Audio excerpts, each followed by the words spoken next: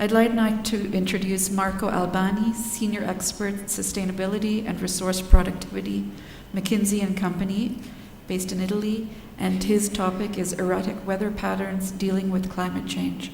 Marco.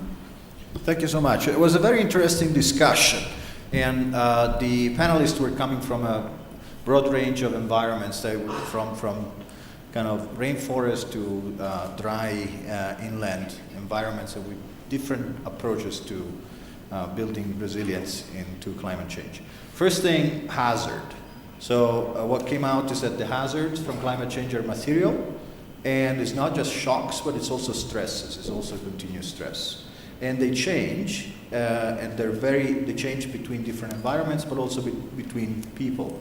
Exposure to these hazards is different between different people and depending on local condition. Second thing, multiple entry points. Panelists brought different approaches and different ways to build resilience from climate-smart agriculture, biodiversity, rural forest, and as well as dealing with land degradation. So there's a series of things that we can do, and these things also have trade-offs. So what came out very clearly is that dealing with climate resilience and dealing with climate adaptation is not necessarily the same thing as dealing with sustainable intensification or dealing with climate change mitigation or simply income raising.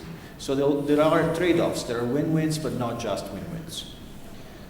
So where next? What are the things that we can do?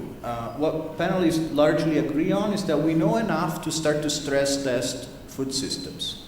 And although we need to learn more, and we'll need to learn by doing, and we need to monitor, and we need to have evidence from science and practice, we do know enough now that it's possible to conduct the kind of stress test exercises that we were discussing this morning.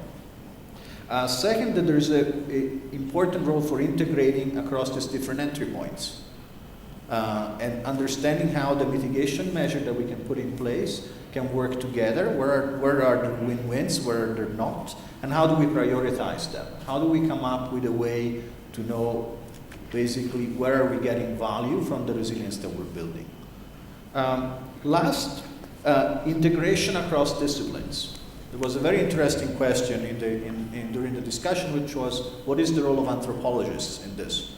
You know, all the presenters were either economists or ecologists. And clearly it comes out that there is a role for many disciplines in building resilience from climate, and breaking silos between disciplines is as important as breaking silos between different levels of interventions and different sectors. Last thing, since we're running out of time, was called out towards the very end, but very important, is keeping the farmers central in this process. This should be centered on what farmers can do and what want to do, and it should not be a conceptual exercise that expert practitioners do far away. Thank you so much.